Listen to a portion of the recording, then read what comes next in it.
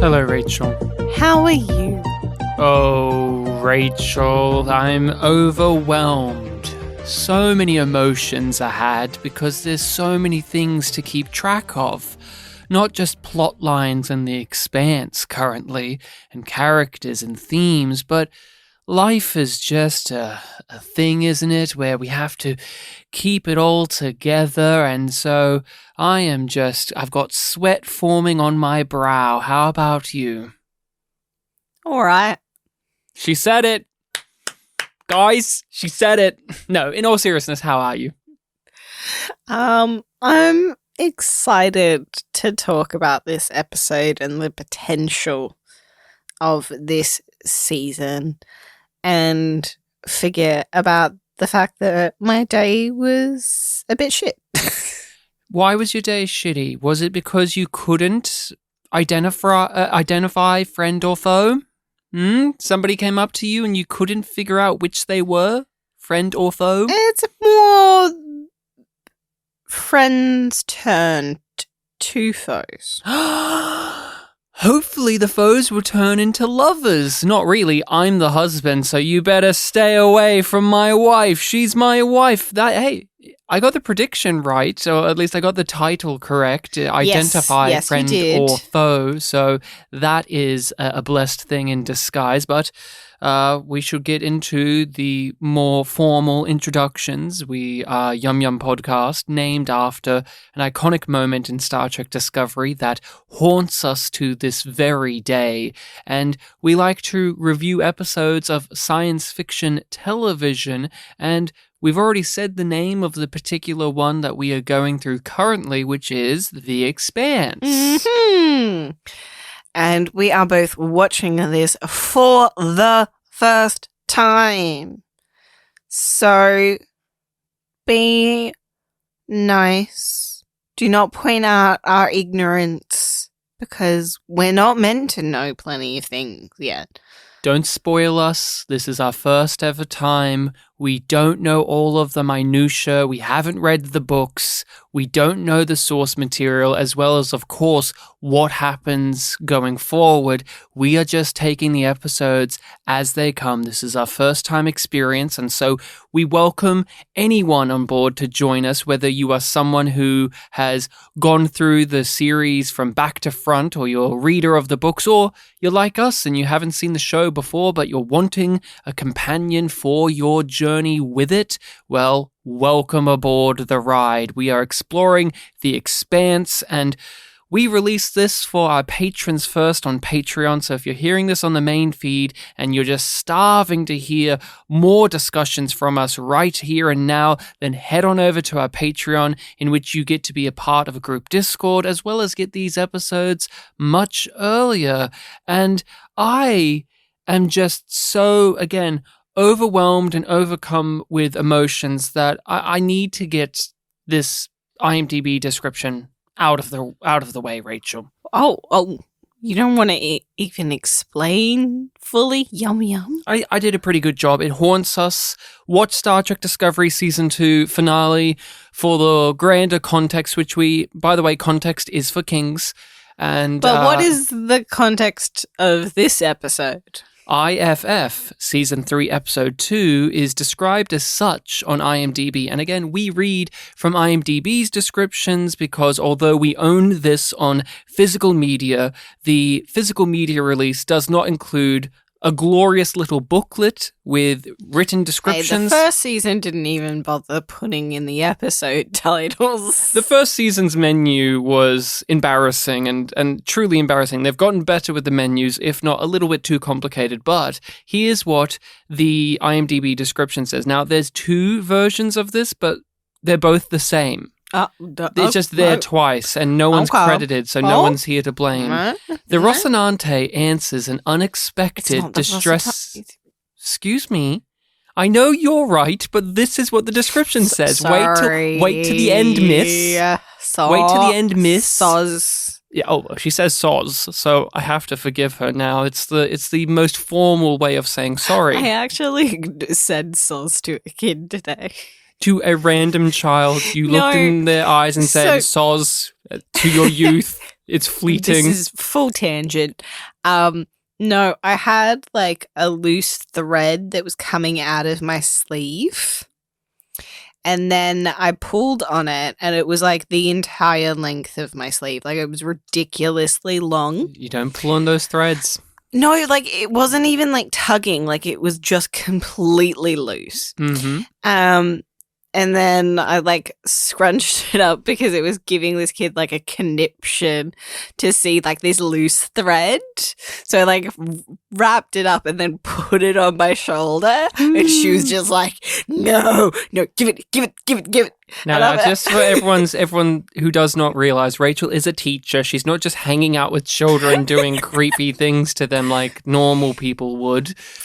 She's doing it in the confines of having an authority role over them. They cannot do anything about it. They have to take Rachel pulling at her sleeves thread and putting it on her shoulder like a spider and get over it. And if I was there, if I did this, I would say to this kid, get over it. Get real. Refuse to get over it. And she's like, this is unacceptable. And I said, soz. You know what's unacceptable? The Rocinante answers an unexpected distress signal. Bobby and Avasarala find themselves being hunted by a mysterious captor.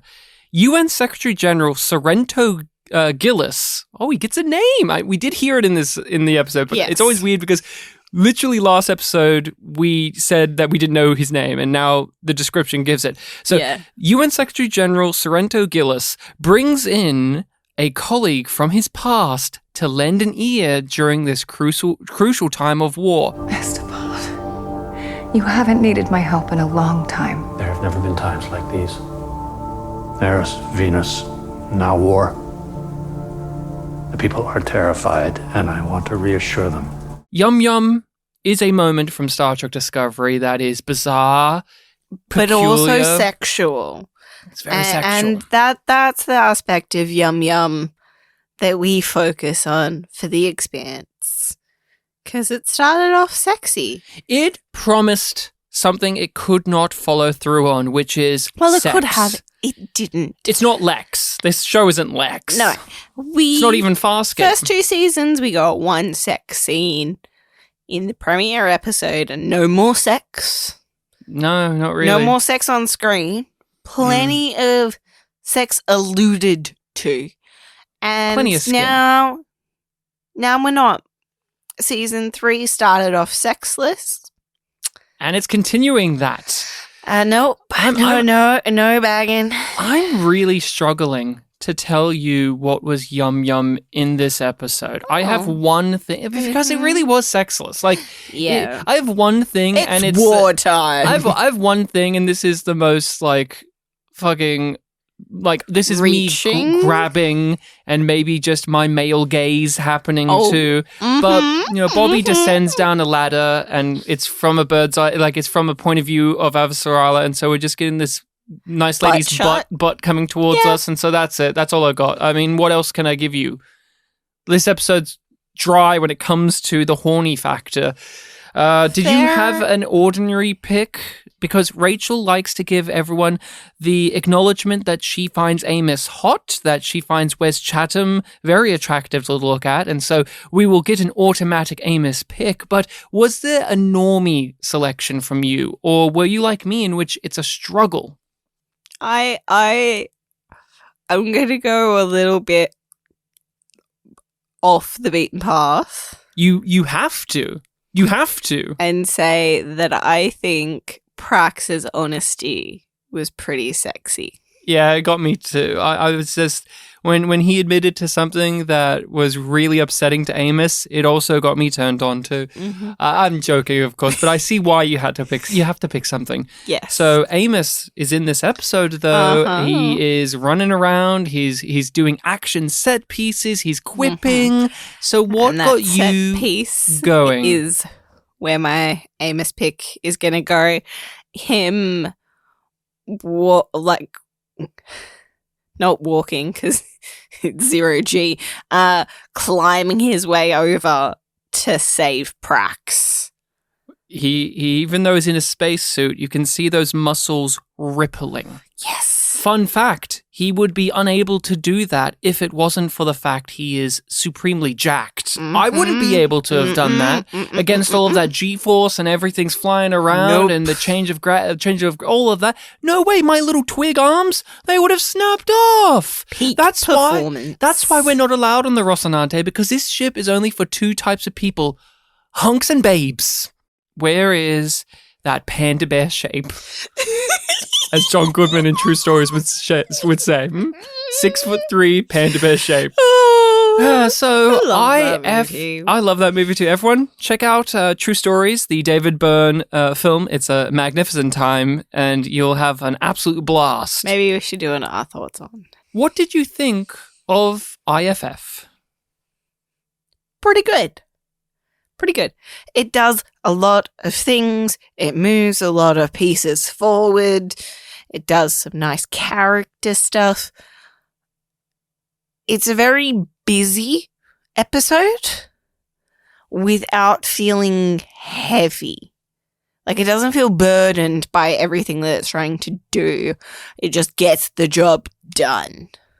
I also agree with you. This is a very busy episode. When writing our breakdown, I was noticing that the page is just getting longer because there's quite a lot of strands in this episode. There's quite a lot of storylines, many beats to hit. This one is jam-packed, but I am also in agreement in which I didn't feel as if it was straining to carry all of these plot lines in the same episode. But in so doing, I find that I'm a little less attached to it than I was the previous run of episodes.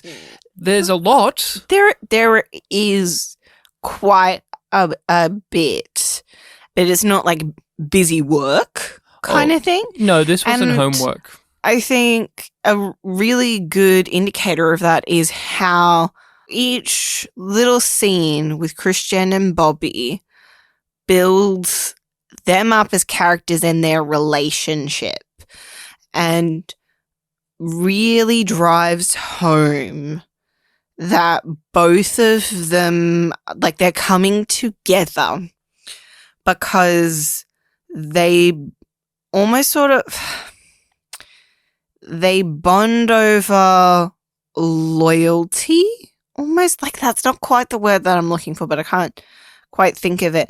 Because duty.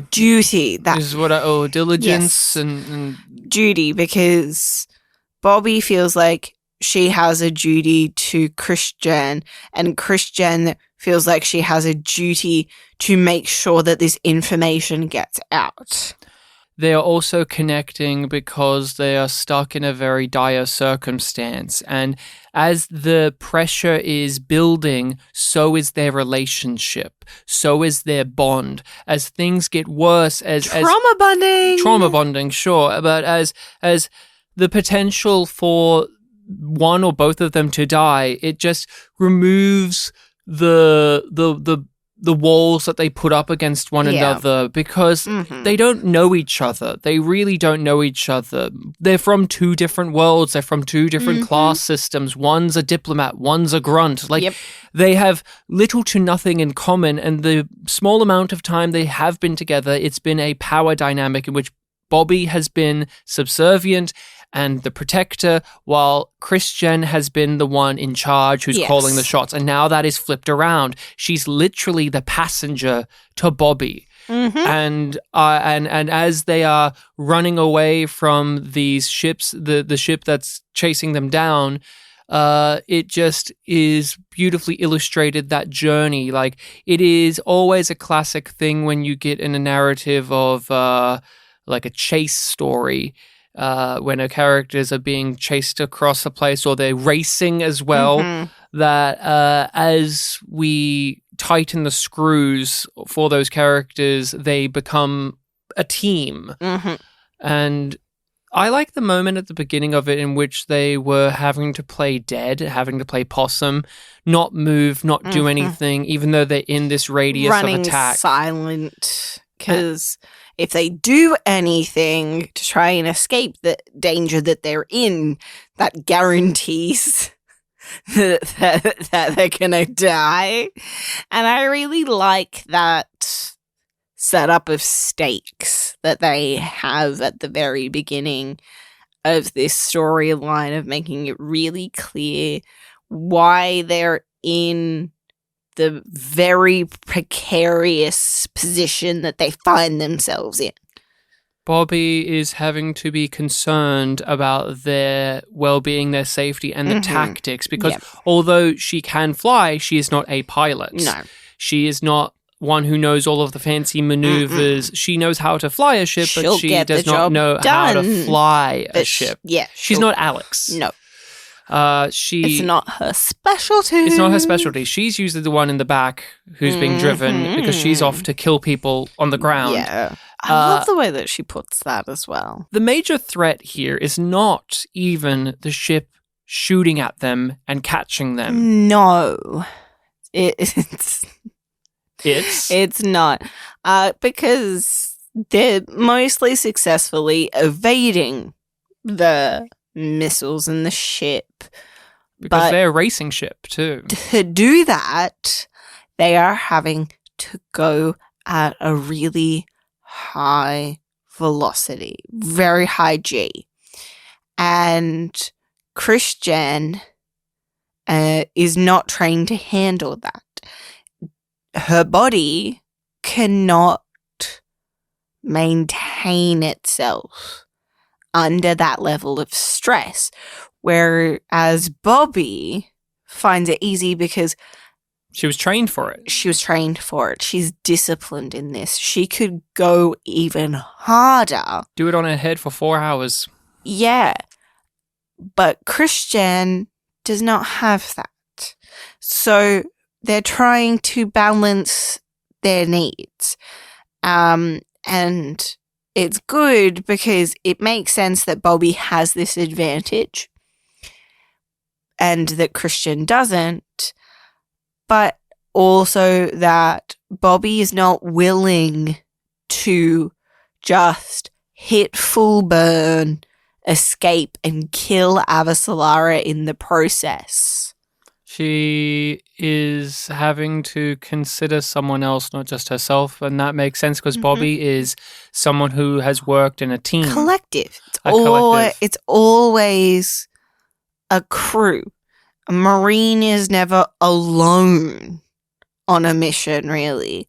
They're always working as one part of a larger organization and system. You have to tell someone what really happened out here. That's your job. I'm not letting you die. That wasn't meant to be funny. I know. What is the thought of a Martian Marine risking her life for me? Odd Couple's always fun to watch.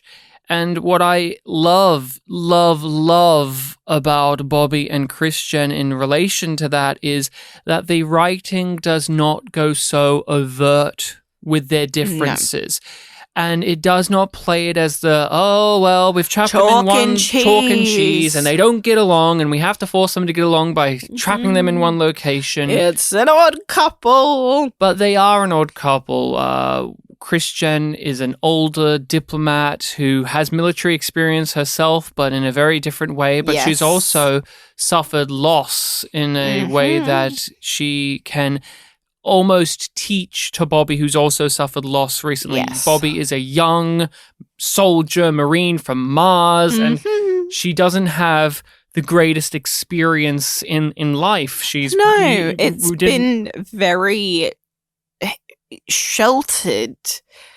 Like, it feels weird to say that because she's been exposed to such brutality and indoctrination, but her experiences are very limited to what the life of a Marine on Mars is. She's lived literally in a sheltered society. Bubble. People's had to live in domes, and we've heard from her and other Martians about how that shapes you. That everything is taken as is. Nothing is squandered. Nothing is taken for granted. Everything means something. And that idea of everybody is working together towards a goal. And that goal in reality has been war, but it was meant to be like terraforming Mars. So this idea that Bobby has latched onto the hope of like fixing the galaxy basically by being on the right side, as she puts it. It makes sense for her. No, it makes sense completely as a thing, because her course of adventures through season 2 was realizing that being on the right side does not mean allegiances to a specific like nation or organization, but it's a morality. Mars isn't always going to be right. You have to be able to buck back against the system to, in a way, save the system at large. Christian is one of the most powerful people on Earth, and here she is running around in space being shot at by her own people because she is having to protect the interests of Earth against itself. Bobby's had to protect the interests of Mars and many other people against itself as well. And you mentioned earlier one of the things that connects these two is that loyalty and duty, but it's also willpower. They are both incredibly strong people. Although Christian is succumbing to a lot of the side effects of the speed at which the ship is going, she manages to keep pushing through the best she can in a way that, you know, you're not pushing the suspension of disbelief for the audience, because she is that strong of will. And that's a thing that... And she takes Bobby's advice as well. Begrudgingly, but she does. Like, she realizes, oh crap. Like, she's right. I've got to do these things. And it's very playful.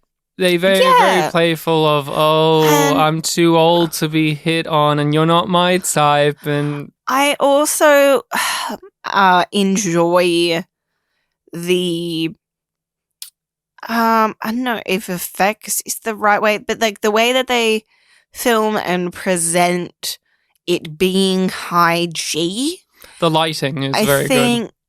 Is very effective, because at no point did I go, oh, they really were making faces on set.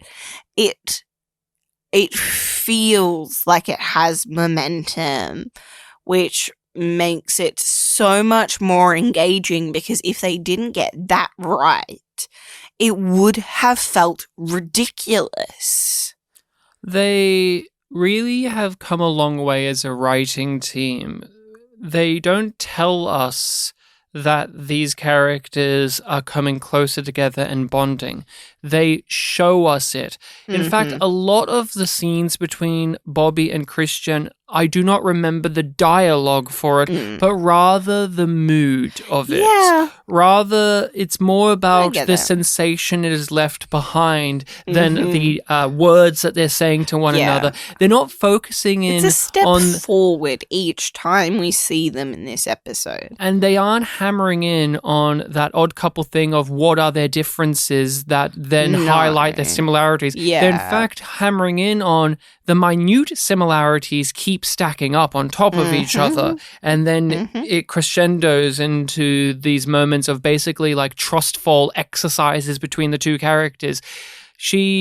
Bobby, that is having to swallow her pride in a way and have to crank this ship up and probably kill the woman in the back, because now she is the one that's been tasked with taking this message on behalf of Christian, because it's more important than Christian's life. Yes. And perhaps also take a little bit of a bruised ego to calling out for help.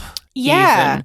Both of them, I feel, having to do that. Yes. Like, they push that off.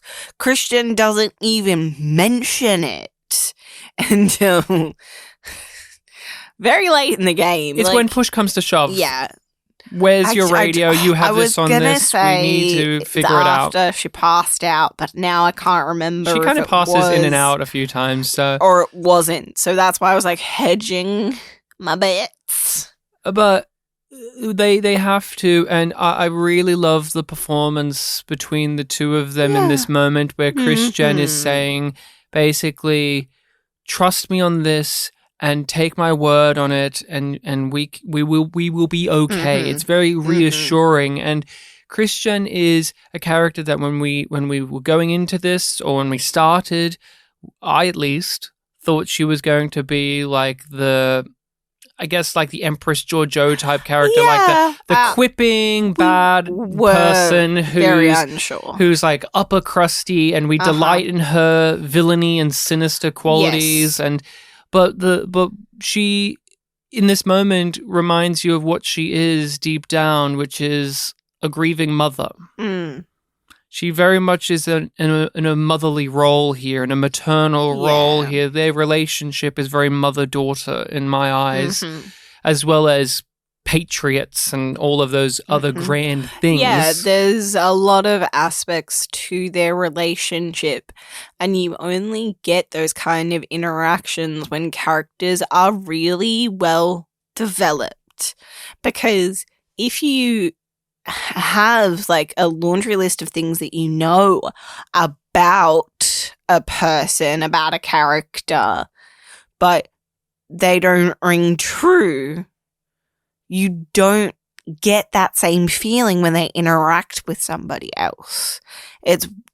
You get that when you feel like these are two people having a conversation, not two characters that are like being pulled by the strings. There's an immense trust in the audience to remember and to take on board things that have been previously established. Christian's military history background, her son, her family background, with it being like something that's always been in the ether, makes it so when she talks to Bobby, I believe it, and it has grounding and even more weight when she's looking back and hoping that Kotya made it out okay, because that's the man she is. Basically, he's the only person that he's the link to her son. He's the link to her son in a way that no one else can be. Can't you make this goddamn display any clearer? This is the best I can do with passive scans. If I turn on any active sensors, it'll give us away. Fuck. I'm sorry about Kotya. Did you kill him? Then fuck your sorries. Prax gets to be a plant guy. His botany skills have gone out of control. He's even trying to get Holden to be a gardener, which I guess Holden was when he was excited about. He grew up on a farm. Yeah, he's like, it's been a while. It's been a while. Yeah, it's been a while for him. It's been a long, long time. Christian and Bobby send out their distress call, and while they're doing that, they're becoming more familiar in multiple ways of that word. And the Rocinante, or the new name for it, the penis. It sounds like penis. It's penis, but they are becoming not Rossig. They are becoming more of a family unit. Even though Naomi kicked the shit out of that dynamic, Prax is here to build it up and have a community project for everyone. Because they're running low on air filters, so apparently they had a bunch of plants. I think that's cool as shit. I am on board, and I hope that they fix it all up. I hope there's more with these plants, but I would absolutely adore that this ship has a bunch of plants on it. Protect it from when they have to do G-Force shit. They figure out a way. I hope it's a neat detail, and it makes the ship different. It's no longer just. It evolves because somebody new is there. I like that. I like that Prax has made his mark on the ship. There was a visual detail that I was so happy to see, a piece of continuity, which is Prax had taken off the top of the table that they always eat at, and he's put all of these plants in there, and Holden's bitching about it. It's like, oh, we're going to have the table back. I want my table. Blah, blah, Yeah, blah, like, blah, blah. I'm a little bitch. are you gonna put it back? But the visual is the table is still cracked and broken from when Amos had smashed Miller onto it at the beginning of last season. And it's just funny because I didn't notice that. because Holden wants the table fixed, but it's like, Holden, the table is broken already because of Amos, because of your previous family member on this ship. It's now broken and non-functional. How do you feel about that in season 2, they had picked up Miller as their rogue random guy, and they had to help him fulfill a personal quest that then changed the galaxy.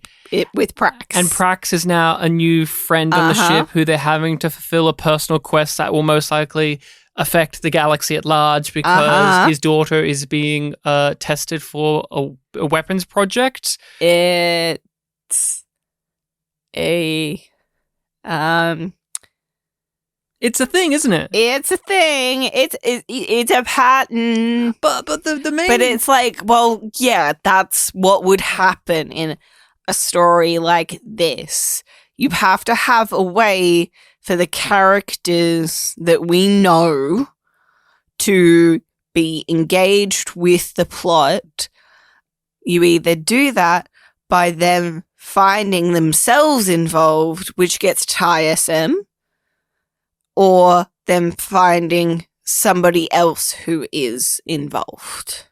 They set up that Prax has all of his equipment, all of his tools out and about, and he puts them away and he locks them up, but he's not good. No. He's still a bit new.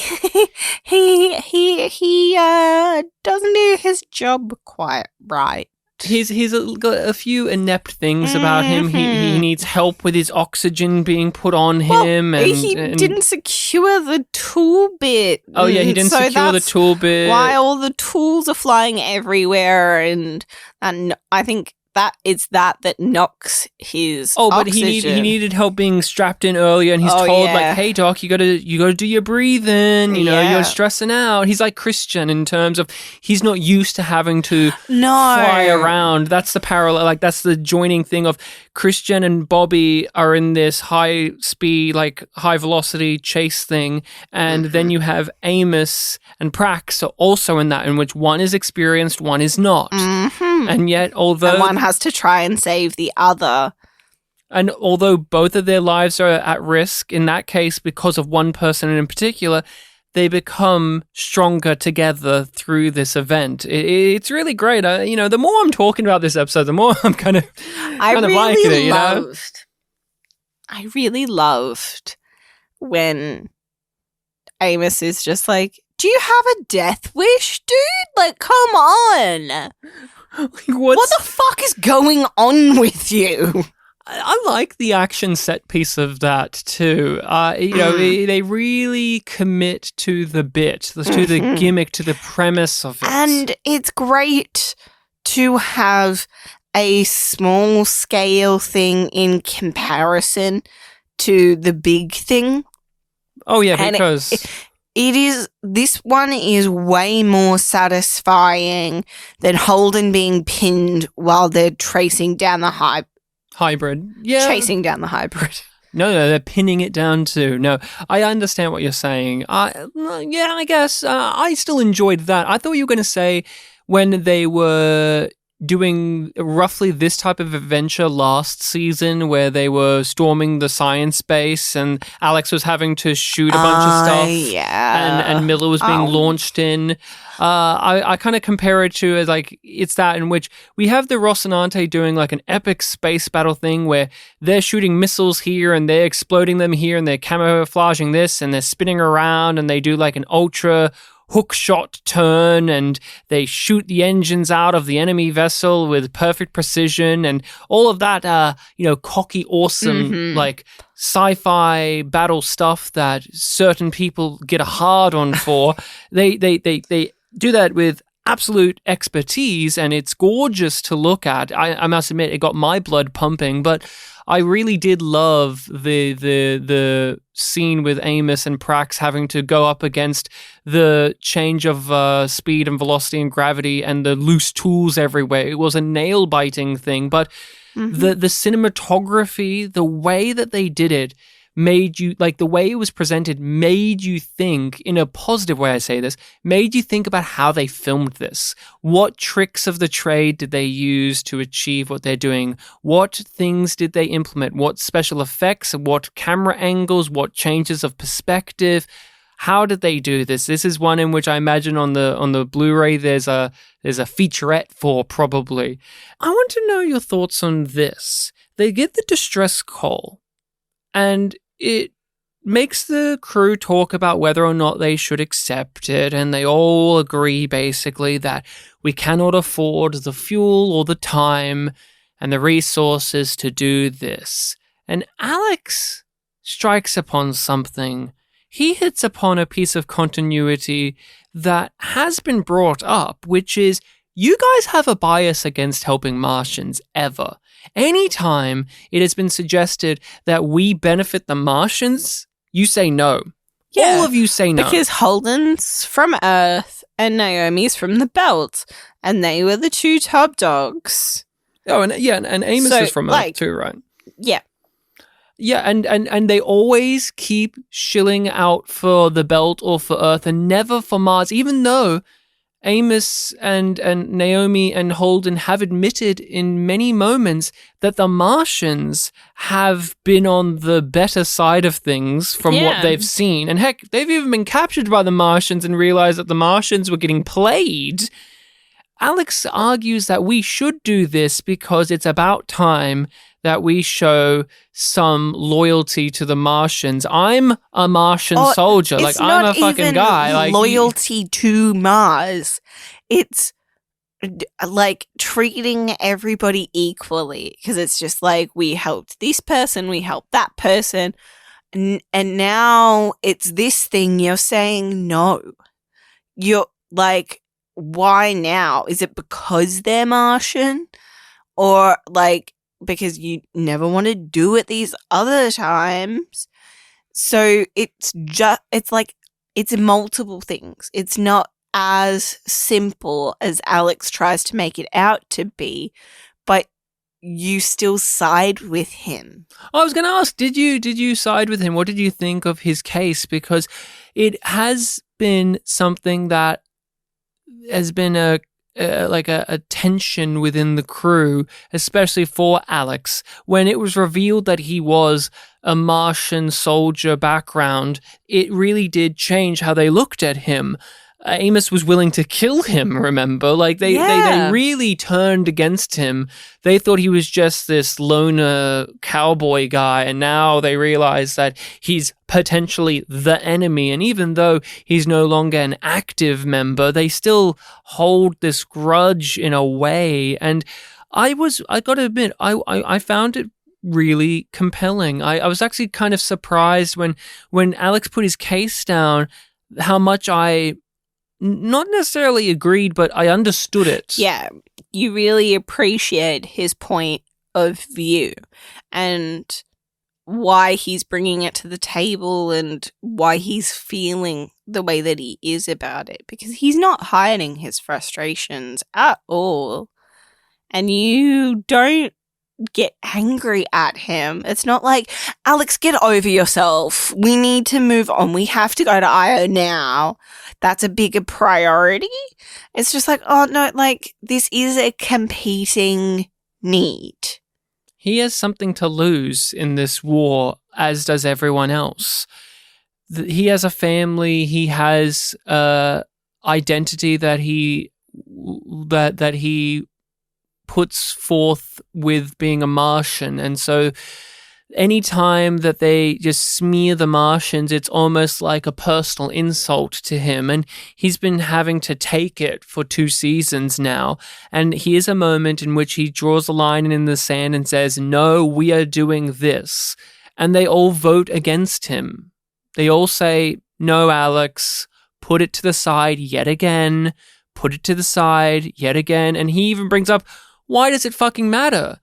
you do this, you break this rule that we all agree upon as a group. Naomi fucks us with things we agree upon as a group. Why should I listen to what the group says on this when every time I've done that before, you all break the rules? Nobody else plays by them, so why do I have to? Man, I feel for him.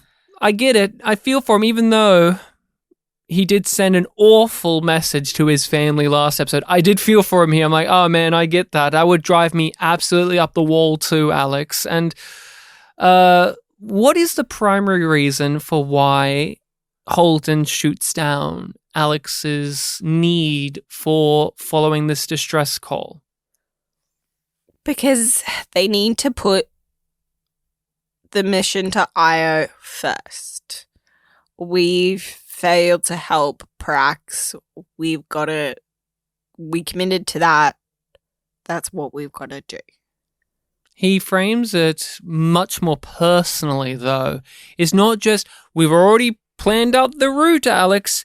He sticks it to where it hurts Alex the most, which is fatherhood. This man's a father. His child is missing. We promised to help him, and I didn't do that. We already. didn't do that. Yes, but he also makes it very specific, like Holden is carrying this guilt about how he's already fucked over Prax and now he's trying to make it right. I don't really have a say in this. Yes, you do. You're part of this crew. So we just go back to business? Can you look him in the eye and tell him that whatever this might be is more important than finding his kid? I did that once. I'm not doing it again. Prax is asked up front, why did you choose to take this detour? Because he agrees to it off screen. Yes. Prax is compelled to chase after the distress signal, then go straight to Io. Yeah. He risks not finding his daughter in time to help these people who sent this distress call. What's the reason, the explanation that he gives? I want to make it very clear. Amos is the one that's grilling him about this. Amos is a character that does that from time to time. He wants an answer. But what he does is, especially for the people he respects, he does it when it's just them alone. Yeah, he doesn't confront people. It's not a public thing. He wants to make sense of this for himself. He wants to know that the other person is on the level. If he respects them, he will do it in private. If it's Holden in the first season or two, he'll just piss on his tits right in front of everyone. He'll just rip him a new one and say, yeah, you suck. You make bad choices. Prax's reasoning in this first scene is that everyone here has done so much for him. Everyone here has done so much goodwill, and that they're giving good to the world around them, so he should do the same. He should not stop doing charitable things and empathetic acts just because he is on his own journey to save his daughter. It's that thing of, yes, I'm on a path right now, but if I'm crossing someone with a horrible injury, I'm not going to just leave them to die because I want to get to where I'm going. It's about that staying true to your soul in a way. And it really is him sticking to his principles even under pressure. He doesn't bend. It would be more convenient. It would benefit him more. But he chooses his principles and to stay true to himself and his values above the selfishness of wanting his daughter and wanting to go straight to Io. That's what he presents to start with. Yes. Amos doesn't believe it. No. You can tell with his expression that he's taking it on face value currently, but he does not believe it wholeheartedly. And then he interrogates him a little bit. Oh, after... A little bit further. Oh, yeah. And gets the sort of honesty from Prax of that he's already worried he's just going to be too late. that getting to Io will mean closing the chapter and knowing that his daughter effectively is gone or transformed in some way. It's a confirmation of his ongoing nightmares. Because he's been having ongoing nightmares. We've been seeing the flashbacks. We've been seeing his perspective on if May has been transformed. We get that. But was it her nightmare or his? I think it's been a mixture of both of them because he's been having flashbacks to the hybrid. He's been having flashbacks to that body, that previous girl that they had to incinerate. She's been having flashbacks to the moment where she was separated from her father. Like, it is about how both of them are in need of one another. Yeah. But he is withholding that because he does not have he's not assured that it hasn't already happened to her. This is a continuation of brutal honesty that Prax gave in the previous season to Amos, in which he had accepted in a way that his daughter was dead and that he was okay with it. You know, like, he had obviously felt bad about it, but there was a closure already forming there. So the idea that she was alive makes this all the more stressful because now it's a tangible thing. Now you actually have to do stuff. And that's what I feel like this is really getting into, which is Prax, likable person, lovable guy. I really do feel for him, but they are not afraid to put in some really hard-hitting, mature ideas of what a parent could go through, especially if you throw them in such a... has genuine faults. But they're human faults, like, they're relatable. Like, they're things that you may think that you would not feel, but you most likely could or would. These are the things that make him all the more likable, even though you may be initially like Amos and repulsed by the notions that he's putting down. There is perhaps a grain of truth within them. Like, we've all been in a similar mode in terms of, like, you don't want to confirm a thing because if it is bad, then you won't be able to handle it. But you have to open that door, don't you, Rachel? Like, sometimes. Yeah. Sometimes those things eat you from the inside if you don't. Amos doesn't approve of this, though, because they have two very different ideologies and mentalities when it comes to this. Amos, from the brief glimpses into his past that we've been given, into what we've heard, what we've been made aware of, the churn, and what environment he grew up with as a child, and how he had, parental figures come and go.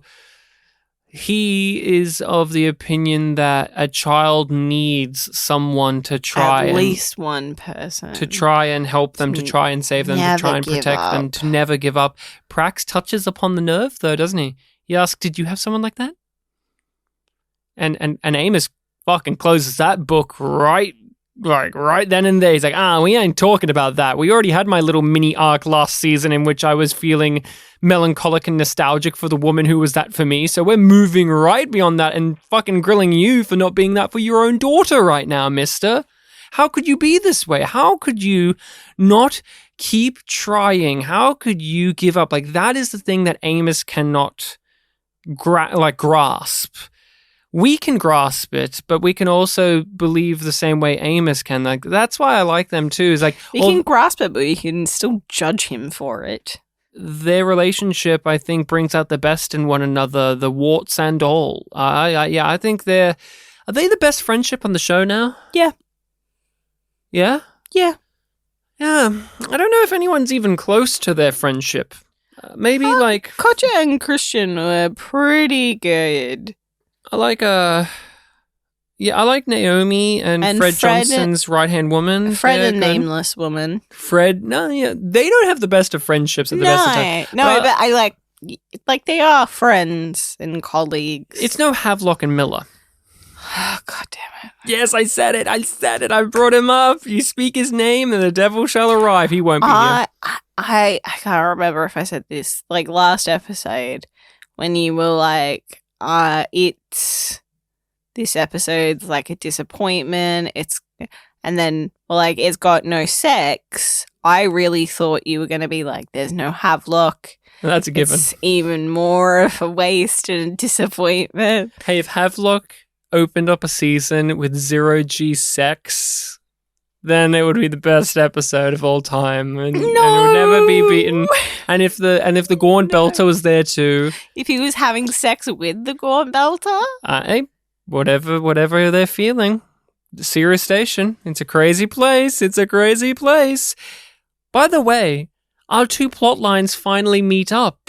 Christian, the Earth plot, finally connects with and is on board with the crew of the Rossi. She ends the episode being taken on board while she's unconscious. In a Christ pose, I noticed. But they make it. There's a spectacular space battle that happens in the meantime. And then the cliffhanger of, like, her sort of drifting in and out of consciousness as Bobby talks to her, and then the not Rossi crew open up the doors and see Bobby there to, like, help. She's like, help her. Help her. Finally, they meet up. Are you happy? I am happy, and I look forward to them having, like, Christian and Holden having a conversation about, hey, I met your mum. I told her I was looking forward to meeting you, and here I am. I can't wait for Christian to say in her deep, breathy voice, Jimmy. Because that's what she knows him as, Jimmy Holden. Yeah, Jimmy. I hadn't even thought of that. I am really excited to see where this goes. And we'll obviously get into that more when we do our predictions at the end of the episode. Earth and Mars witness a power that can turn an asteroid into a guided missile. Deconstruct a ship down to its rivets in an instant. And all they want to do is destroy each other over it. The protomolecule is clearly not what we thought it was, but If Ehrenreich uses the hybrids, they could lay waste to all of Mars. that's an extreme scenario. May exists again. Yeah, she's but been woken up. Defrosted, and we see what the evil scientist is doing. Dr. Strickland. He is explaining to Mao that these children have a rare genetic disorder. It's real. Only happens on Ganymede. Yeah, because of the circumstances. Yeah. I thought that they were making up this disease to apparently test on that these was children. That was my remember you thought saying process that. on this. It's like, okay, it's real again. Yeah, and potentially it can give them the edge to stay in control of the proto-molecule. It can't evolve around these control mechanisms that they've been using, because that answers something too that we were going on about, which is what is the autonomy, the consciousness, the free will of the hybrids. We were talking about it more from the perspective of a human that's now been modified into a new life form, but they are looking at it from the angle of we are ordering them, we are controlling them, that makes sense too, because with Bobby's Marines that got killed, that was from a hybrid ordered to go do that. But it's like, how do they control the hybrids to go do that? And that also then further ties into, we were like wondering, why are they doing it with children? Because when you usually have the super soldier program, you usually do it to, soldiers that exist already, that have like military training, that are loyal to you. Yeah, but they're making children this way. And now they're having to have all of these steps to a whole lot of complications when you're dealing with children. And there's all of these steps that they have to go through. I like the technicals of this, that they had these bombs in their chest, they have all of these other ways, but the blue goo, it adapts. It's an adaptive property. And we saw that with the hybrid that was on the ship previously known as the Rossi. Thank you. Yeah, we saw it begin to figure things out, but it also needed to eat energy to survive, Yes, and but it threw the it bomb got- out of its yeah. chest.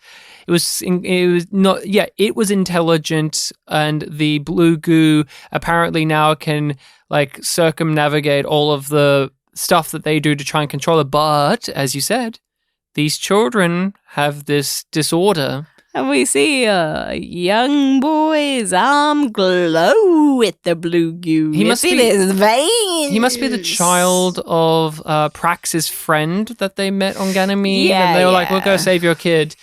I wonder if that guy's dead now, by the way. Probably. I don't know if he got saved by Naomi. No. But yeah, it's interesting because this disorder, it's like, okay, they want to try and figure out how this disorder works, like what's its like genetic makeup or property, or like basically reverse engineer it so that they can basically recreate a version of it in people so that they can then use the blue goo and they can control the blue goo because it cannot beat the things that this disease or disorder brings out in the... Yeah. Is this too complicated? I was just realizing I'm saying all of this. I'm like, I'm saying a lot of things right now. It's like, this is a lot. It's just very sci-fi. It's not overly complicated. Like, you could break it down and explain it to a 5-year-old. You have a condition, or like this condition means that the blue goo can't get smart enough to not do what we say. That's fair, and it's just setting up the stakes because now we know May, her friends, all of these children are the key to what is the most destructive force in the galaxy right now. Yes. And that we know what's in store for May because she got her first treatment. And her friend has already had a few, and his arm is glowing, and he thinks it's cool, but we are aware that he's being transformed into a new version of the hybrid. Mm-hmm. And that's scary. And it also... This is so good because the Rossi are wanting to do a good thing on behalf of Prax. Yes. They are going to go to where the source of all of the drama that will be ahead of the galaxy is, which is Mal's secret base with the new hybrid program. They're going to Io, and yet again, they find themselves at the center, at the nexus. Because Prax said it. If you do good things, it turns around and it pays off. And since they are doing a good thing for Prax, it is not just going to pay off with Prax getting his daughter back, but it's going to pay off for them and Holden in terms of they have a chance to help the galaxy at large. Mm-hmm. And that's cool. Instead of going to Fred Johnson and dealing with his little strand of blue goo in which we don't know what he'll do with it, they're going to enter the hornet's nest and go up against the big dog himself because Mao is there. Yeah, but they don't know that. No, they don't know any of this. They don't, which is great. And Christian doesn't know either. Yeah, she doesn't. She's not even with it. Yeah, but we're assuming that now they've picked them up, they're going to keep on going to Io. Oh, of course. And Mao is trying to play Earth against itself again. And Aaron Wright is just saying, no. You do it my way. You do it my way. We get Mao is like, no, you need to let my family go. Oh yeah, you need to let my family go and give me my money back. And Aaron Wright gives him this look of maybe. I love the little detail before we get to Mao swearing. But I think that was a message. Yeah. Oh yeah, it was a pre-recorded message, but then but he gives this look of He's self-satisfied. He's very smug. And then when Mao sends a message back, we get later on. Aaron Wright is just doubling down on we keep freezing his family assets because he's a little bitch. That's so amusing. He's still annoyed that he was left on voice message from last season. He's like, he fucking didn't answer my calls. Guess what? I'm not going to give him what he wants. He's a little prick. And Mao? He can't be trusted. Mao is such a pissant about it. He's like, that fucking Aaron Wright. Yeah, and he's ready to pull the plug on the hybrid program, partially because of Aaron Wright fucking his life up so much. And that they can't control the goo. It's just like, well, it's not working. I'm running out of time. I'm running out of resources. Guess we gotta stop. But he's committed himself to the path. When in season 1 he found out his own daughter had died from the blue goo, he had a tear roll down his face, and yet he was willing to use her remains to energize the experiment on Eros Station. And here he is presented with using these innocent children to proceed with the experiment, and he turns to the camera and he says, do it. And it's very reminiscent of the close shot of him in season 1 when he turned the camera and he had a tear down his face, but there's no tears this time. He is full villain mode, and I love that for him. I mean, I said this, but this actor's great. It's not his kid, so he doesn't have any emotion about it. No, he doesn't have to give a fuck, but also, even if it was his kid, He's already got the blood on his hands. Yeah, he might as well keep going. Too deep. He doesn't give a shit. He's just a shitty capitalist. He thinks that he could spin this. The thing is, they think they can control the blue goo, but you cannot. It's obvious that you cannot. And even if you can, you should not, is the whole point of the show. There are some forces in the universe that perhaps we should not have the ability to use. Maybe we are not God and we should not try to be God. There's lots of talk about Venus too in this episode. Man. They're really reminding us of Venus. And you know what's another thing that they remind us of? Mm-hmm. The head of the UN has a name. Oh my, he has a name. The Secretary General, Sorrento Gillis. Earth is up in arms about the war. Yeah, they're not supportive of the act. Protesting. They are. The news is slamming it shocked. too. The news is not happy with this. No one on Earth seems happy with this. Not on side. And I think that makes a lot of sense. And I like the way that they introduced and explored that through a new character engaging with the protests.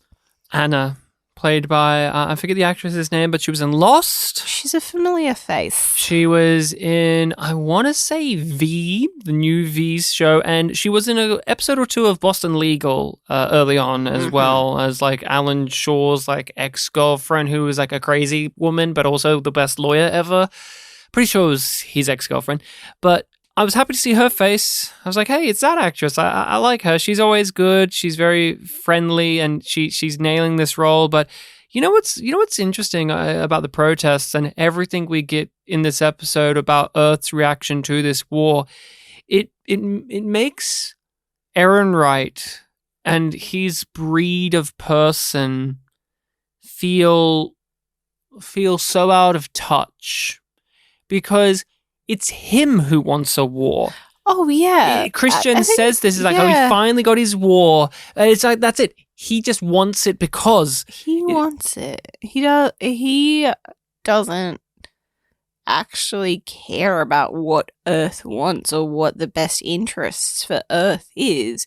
He wants the power, and he wants Earth to have control over the galaxy. Not everyone shares the views that Earth and Mars need to punch each other out and prove their dominance. Mars may feel this way, but again, we've also seen that has been disputed too by individuals, that it's these government figures, that it's these higher-ups that keep this indoctrination, that keep this propaganda, that keep fueling the fire. And on Earth, it seems like that fire isn't even that big because it's mainly Ehrenreich having to do the most Machiavellian 4D chess bullshit to get any traction for this. Try and make it happen. And people on the inside don't say what they think. They say what they're told. Looks like Ehrenreich finally got his war. She is brought in. Doctor, pastor. Yeah, she's a reverend, isn't she? And she's a doctor and a religious person, and also a former political person. Wears many different hats. She's lived a life, and also I like that we get all of that, and also an extremely adorable scene where she's on a video call with her wife and child. I just was so endeared to her when she's like, "This pillow is you," and squeezes it. It was you just wanted to eat that scene up. It was just so gorgeous and cute. It was sickeningly sweet, and that's perfectly fine because she's a sweet person. Yes, but you know that there's darkness. You get a real sense that this character has chosen to try and find the light. Hence, she's now a religious person, something that is a bit of a surprise to the Secretary General. I didn't think that you would have your own church. I didn't think that you would be leading people like this. I didn't think you would be in charge of the whole planet. So I guess we're both got things to learn. Yeah, she's a sweet person thrown into a viper's den, but she's been in viper dens before. So it's not like she's out of her depth. Her life involves politics as well. Yeah. It's her making the choice to stay. It's not about whether or not she'll survive, because we see that she's not going to break for them.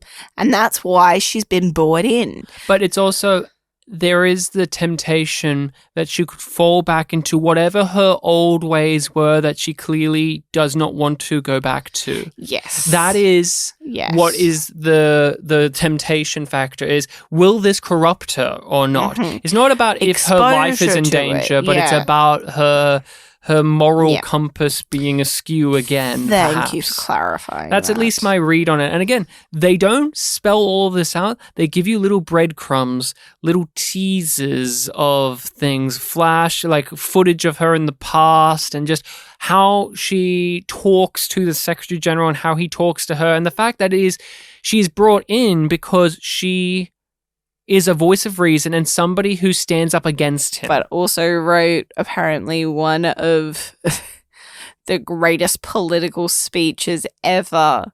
That probably got him the job. That they teach, but has, like, they indicate that it had awful consequences. Because I think she has a line I share the blame. Yeah. Well, it's because it probably got him the job, and this job now has led to the biggest war in human history. You know, a war between planets, a war that will cost probably more lives than any other. You know, that's what I get out of her saying, like, I also share the blame because this helped get him where he is now. And if you wrote one of the speeches that helped lead Hitler into power, that's how you would look at it, because she doesn't look too favorably upon him. She is affronted at the idea that she's brought here to help dress up the war and make it justifiable, because it isn't. I find it weird that she asks for only a year. Well, she's testing him. Yeah, and he does it with such ease. But, like, go for something a bit more extravagant. Like, he test how much he needs you. would be my thought process, but she's, I guess, not wanting to be greedy. She's wanting to be reasonable. Like, how much is this worth to me?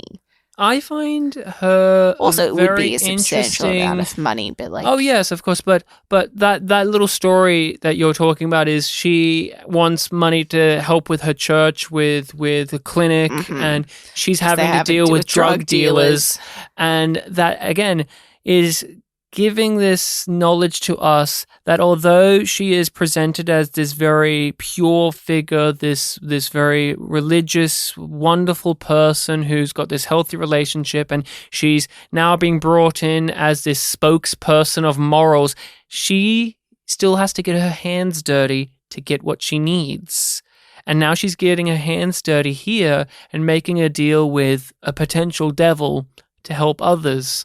And how much will this come back to bite her in the ass? Ehrenreich exists, and he does not like her clearly, and we'll talk about that in just a second. But I wanted to ask you this. The Secretary General is a character we don't know too much about, but this episode gives us more to go on because we hear about his past, we see it, but what his actions are in this episode tell us a lot. What did you think of him in this? I thought he's a politician's politician. He is a slimy bastard who gets what he wants. He will manipulate people and situations, and he has a long history of doing this. He is a leader through and through, but he's not a leader like our good old friend. Well, Anna or Ehrenreich or Christian. No. Who's the other big leader? Anderson Dawes? Yes. Oh, of course. There's Rachel. There's many leaders in this show. I could have kept listing more. No, yeah, but like one who's in stark contrast. Because Dawes is about ego. Yes, but he's also about working the people to get what he wants, whereas the Secretary General here is working the system. It is so fascinating to me that as soon as Christian is gone, the Secretary General's first action is to bring in someone to fill in her role, which is to be the voice that opposes. Yeah, like the devil's advocate. Yeah, the devil's advocate, the strong, powerful woman who will stand her ground and say otherwise. And who's known him for a long time and helped him through a great many things. He recognizes the benefit in that. And the fact that he does infuriates Ehrenreich. Because it's just like, oh, now I've got somebody else to fight. He's like, he knows how unstable his current position is, and he is really worried. He's really testing Anna. He's pissed. Let's just beat around the bush. He finally has the things he wants. Yet he's also not there because Christian's still alive. It hasn't been sorted. It hasn't been fixed. But for the time being, all of his pieces are in play. He has them where he needs them. And now he doesn't. He is a wild card. He is a random piece that's been thrown on the board, and he doesn't know the rules at which they'll play. And as soon as he gets to know her, he realizes, fuck, I've got another Christian on my hand. I've got someone who will oppose me, who will beat me, who will go against me at every turn. He beat Christian because he knew her. He doesn't know Anna.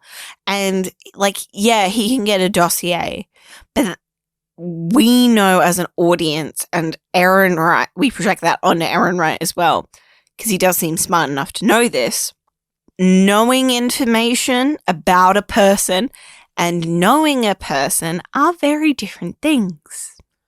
She has the allegiance of the Secretary General because of personal experiences. Ehrenreich has his allegiances because they are colleagues. One of them's more powerful than the other, and guess which one it is? It's Anna. And Ehrenreich knows it. Visiting the sins of the father on his children. You know, we've had a whole other testament since then, right? Sometimes you need to exert pressure where it's most effective, especially in times of war. Collective punishment is still a war crime. Look it up. I have a note here that I am really excited to talk about because it's something I was expecting to talk about way more with The Expanse, but it actually hasn't happened, which is religion in this series.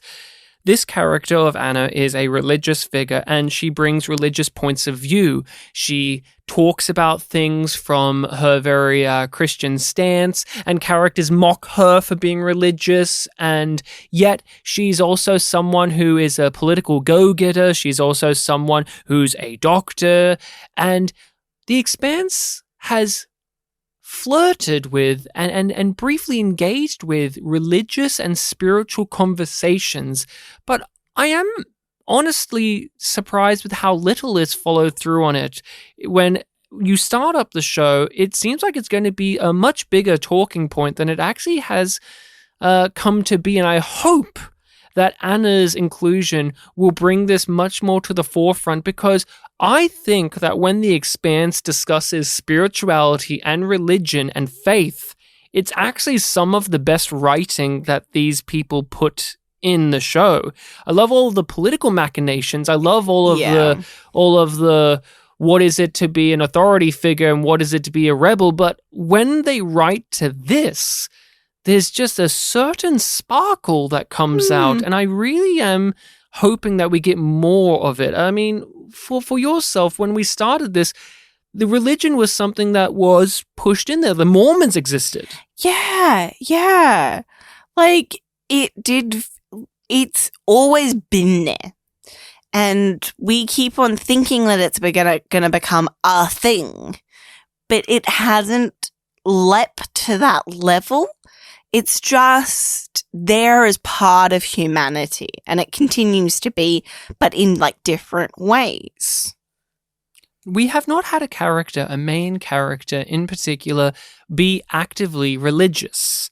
It's not been a major selling point to any of the main players. We've had people in which their faith is about their faction that they're a part of, whether they're a Belter or whether they're part of the Rossi crew or whether they're a scientist or whether they're a politician and so on and so forth. And we had most of the kind of religious stuff, I feel, be tied to Miller when he was having to go head-to-head with a Mormon or two, and him having to examine his place in the universe, and that perhaps maybe he's put his lot in life with the wrong people, with being a filthy, dirty, stinky cop. But I hope that Anna brings more of this to the series, because I really liked her conversations in this episode about how you can be a fully rounded person and have spirituality be a part of that, because many people in life and in this series, like Ehrenreich and even the Secretary General, kind of look down upon people who have this kind of lifestyle and viewpoint that you cannot be. It's almost like this, you're not a smart person if you believe in a religion or a faith or if you're spiritual in any way. If you believe, you're not educated. Is this religious stuff within what we've seen, would you say it's been squandered? Because I do feel like it was a promise that they were going to have it in there. I think I find it hard to commit to saying that it was squandered, because we do have really good things. And it's just like, if I wanted more of that, something else would have to move. And I don't know what you would take away in order to give time to that. But you would never say, within the 3 seasons we've watched, or the 2 and a bit seasons we've watched, that religion / faith / spirituality is a theme of The Expanse. Would you? Spirituality. Spirituality in the way that it relates to morality, but not spirituality on its own merits. I don't know. I mean, I guess you could say faith is an aspect of this because we see people have faith in certain like concepts and ideas and ideologies. But like, again, when we had that Mormon conversation with Miller, like that's the type of thing I'm talking about. Like that's the type of themes that I was hoping that we would get way more of in the show. And Anna is bringing real strong in this episode. And that's what I mean. Like that type of conversation, like the theological, I guess. Yes. Yeah. The questions behind, not the expressions of. Are the Mormons actually supposed to bring that, or are they just like a funny addition? I don't know. Like we really want more Mormons, and like maybe that's just us. Maybe we're just disappointed. I know that it's kind of like maybe been considered a bit of a joke on the podcast how much I'm on board and find it like really funny that the Mormons are here, but their inclusion, that specific group, and what they were up to made so much potential be laid for what you could do, and I don't know if they've really followed through on it all that much. And to the point in which you ask, what is the point? Like, what is the statement being made? What are they trying to examine with their inclusion? What are they trying to do with it? It doesn't feel like they've delivered. Because at the moment, they've had 1 or 2 scenes in which there's been poignant material, but the rest of it is almost making me scratch my head and going, okay, is the inclusion of an organized religion, the only real organized religion we see in the show, there to say, haha, funny? Like, haha, funny, the idea that organized religion can make it to space? That the only organized religion that makes it to space is the most capitalistic, greedy, consumerist one of all? Is that it? Is that the statement? I don't know. And if it is, I think it's a pretty empty one at that. We've reached that moment. Yes, everyone has pins and needles in their legs and arms and face and back. Is it yum or yum yum? IFF. I don't know if this is a yum or yum yum because of this simple reason. When I watched it, I thought it was fine. You know, it was fine. And then it's been a little bit since we've watched it. It's been like a day or so since we've sat down, and I've also continued to think it's fine. But when the discussion. But it's not just the discussion, but when I was revving myself up to actually think and talk about it, it did get my mind racing a little bit more. It's got more depth. It doesn't feel hefty. It's not bogged down like we were saying at like the top of this episode. So it kind of is a little deceptive in that way. Because once you do look into it, you're like, oh, there's this thing and this thing and this thing and this thing. And all of these really good qualities. And I'm struggling as well. And that's kind of compounded by the fact that that was also the way that I felt about last episode, of just being like, yeah, it was pretty good. And then we dig into it and it's like, this is good. And it's just like, where do my feelings lie in the end? Like, we have this very binary rating system thanks to Ryan. No half yums. So, like, I end up being like, yeah, this episode was good. It's a yum yum. Yum yum. I also am in that boat, obviously. But here's where I differ.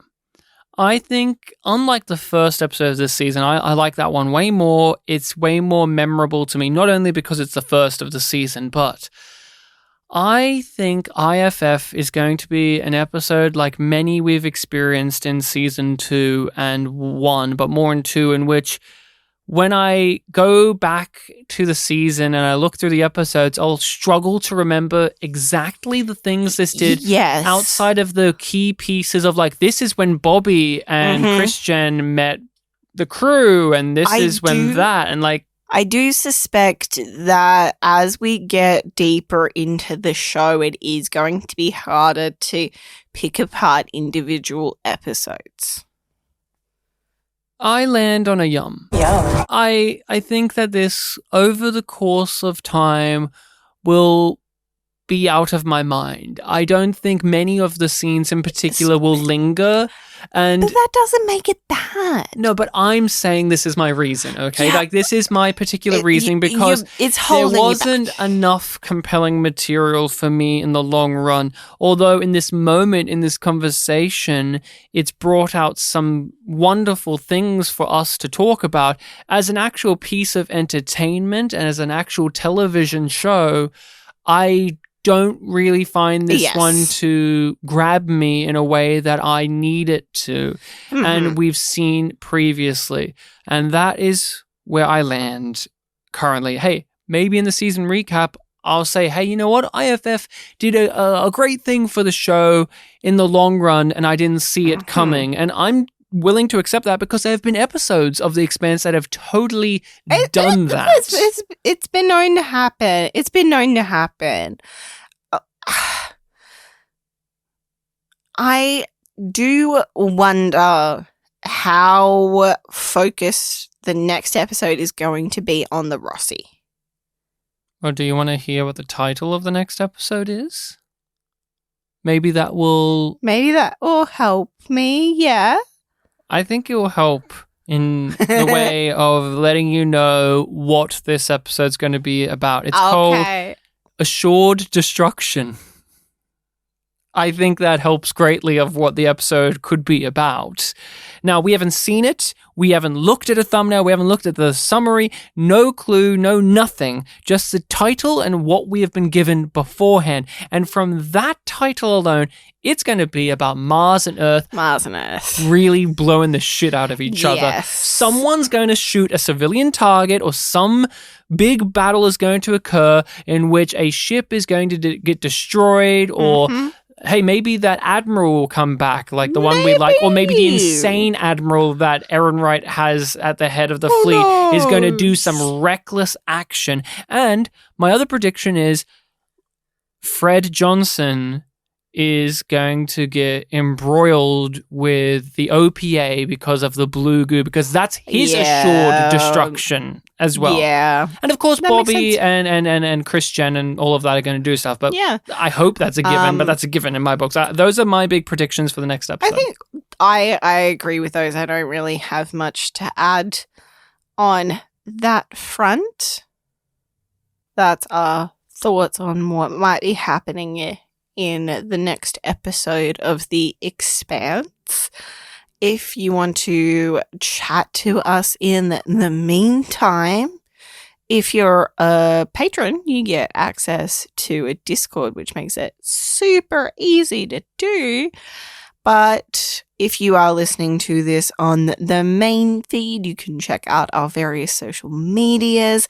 Our DMs are open and they're linked below in the description. You can follow us on any of those social media platforms, and if you're not subscribed to us or following us on your podcasting site of choice, you should, as well as rate us on your podcasting site of choice. You should rate and review the show. Let us know your opinions, your thoughts on the things we've said, and you can do that even more directly by emailing us over at yumyumpod@gmail.com. And like we mentioned a couple of times, that Patreon is a great source of extra contact and an extra link to both of us. And a wealth of bonus content, of course. And, well, enough of the plug zone, enough of everyone hearing about how wonderful it is if they support us. We tease the idea of a sex scene between Havelock and the Gaunt Belter. I think we just need to make it real sexy. Meditate on that, but to be real sexy for a sec. That's good, but we need a threesome. Who's the third random wild character from this show that you would throw into that threesome? Well, we could go Wiggy from Disco. Yeah, but, you know... we could. You- We could. But I feel I feel like if we're going in with a threesome, it should be 3 guys. Who's another character in the show that kind of went nowhere and it felt like that we were going to get stuff from them? Oh, what about Shed? Oh, Shed, sure. He's decapitated head version. No, though. before, No, it's the I like my backstory. version. That's what he's got a new hole. See you then. Well, voila.